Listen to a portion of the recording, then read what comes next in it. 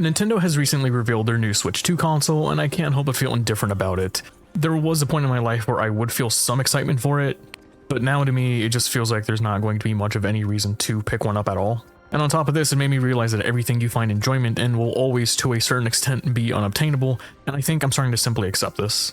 Look, nobody's defending Nintendo. Their cost practices for the Switch is really stupid, it's expensive, it's not even OLED, and it costs more than an OLED Switch. And then on top of this, the games aren't even on the carts themselves, the games are even more expensive, and this is already coming from Nintendo, who is notorious for having expensive games as it is. The Joy-Cons will most likely also have some form of stick drift, despite what Nintendo might tell you otherwise, and even if despite all this you still want to Switch, good luck not getting scalped day one.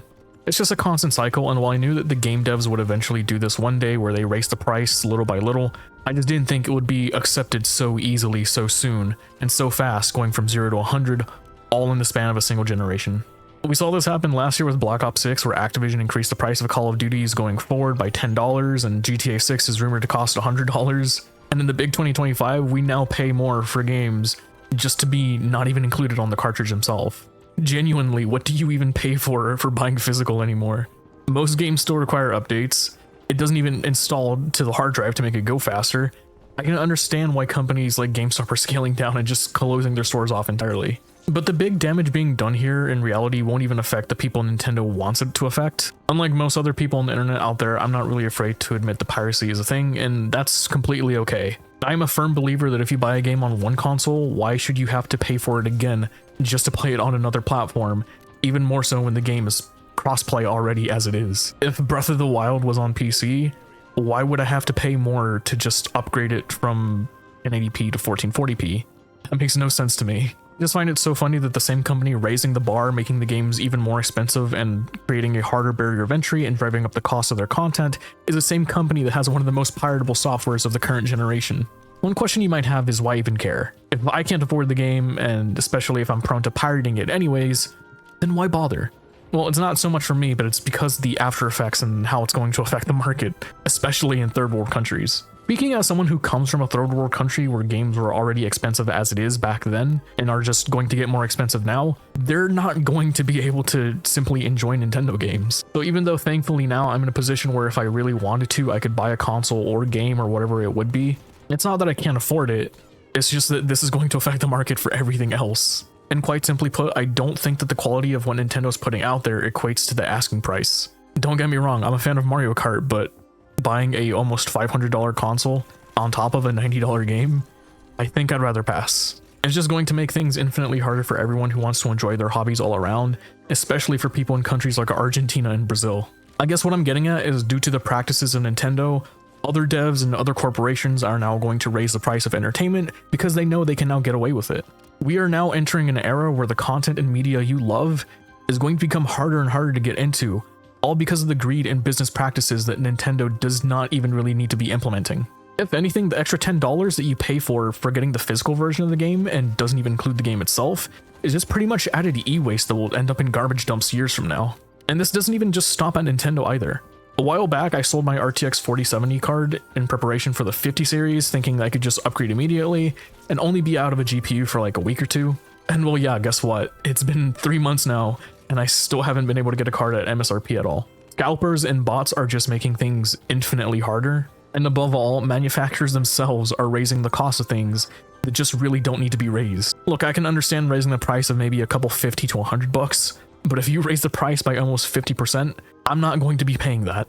It's all just greed at the end of the day, affecting only the people who buy and consume. I think very well we are entering a cycle where you shouldn't really get excited for new releases, new consoles, media, or whatever it may be, because no matter what, there will always be people waiting to make a profit. And before it was one thing being a scalper. Being a scalper is whatever, sure, why not? But now when it's the publisher themselves scalping and raising the price just to make things more profitable for them, you really only have two options. Clench your cheeks and prepare yourself to pay twice as much as what you should be paying normally, or just wait for things to be more available. But at the end of the day, I'm tired. I'm just really tired. There's a question for you all. Do you remember when the PS5 released? Well, that was almost 5 years ago now. It's hard to believe it was hard to find for such a long time. It was sold out almost immediately and resold online for thousands upon thousands online. But nowadays, it's pretty available. But what's the point with this, really? Seeing the same thing happen here with the Switch 2, I can only see patterns restarting themselves and repeating once more. The Switch 2 is going to release and be scalped day one. It is what it is. It's already happening. You can't really stop that from happening. If you can't afford it, well, wait for the Switch 2 Lite. And, well, what do you know? That also is going to be scalped. And let's say that you waited a bit. Now the Switch 2 Pro is going to release, and the Switch 2 is going to be outdated, but a little bit more available.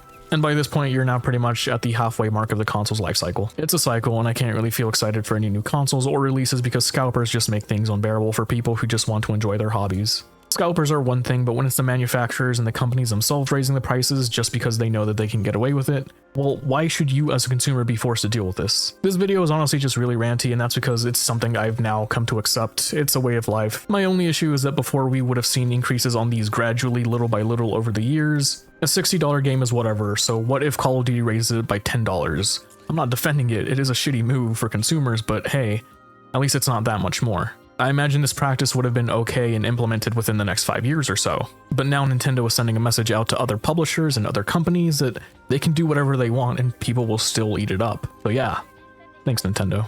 When GTA 6 is $100, I can find comfort in knowing that Nintendo is to blame, and while I don't think Nintendo games are that good enough to pirate in all honesty, I'll look on knowing that the Switch 2 is piratable in third world countries, and I'll know that it's honestly Nintendo's fault. They brought it on themselves. And I can't blame anyone for pirating. If you're a pirate, this only makes me more of an advocate for you. I've seen a lot of people defending Nintendo online, be what it may be. Oh, it's because of inflation, or oh, games used to cost this much back then and they're only now adjusting themselves in 2025 for some reason. And it's just no, just no.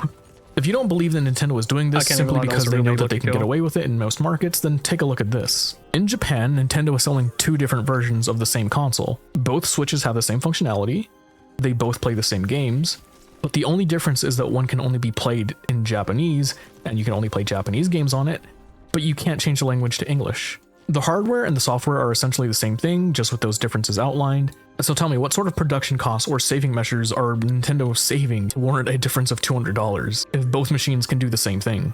Oh yeah, $200 Canadian, by the way. I mean, it's still similar to the US dollar, so my point still stands, but yeah. Nintendo, I really enjoyed your stuff as a kid, and thankfully for all the consoles my parents gave me and all the memories made, I'm really thankful for that. But I find it a little sad that, thanks to their greed, there will be kids around the world that will not be able to grow up with Mario and Nintendo all because they think that they can get away with this. I can't imagine how much it pains to be a Gen Z kid growing up wanting to ask your parents for a Switch and then having to explain that you can't get one because it's not available, or having to be taught what scalpers are, or just simply not being able to afford one even at MSRP. I guess this whole thing stems from me just being tired of the loop. I'm tired of having something exciting come out and you can build yourself up to the emotion of waiting for it to release, all for it to be sold out day one by people who don't even enjoy said media. It's one thing when it's the scalpers doing it, but when the big company man themselves make the barrier to entry even harder, that's when you lose me as a potential customer. And I can imagine it's going to be that way for many people around the world, not just with the Switch, but with soon-to-be AAA games as a whole. And meanwhile, in the middle of recording this, Nintendo has now announced that they're pausing pre-orders just a day later in order to assess the market, aka get ready because the price is only going to increase from here on out. I'm pretty much done. I have nothing else to say really, but you know things are bad when inflation hits V-Bucks. It's never been more over than it is now.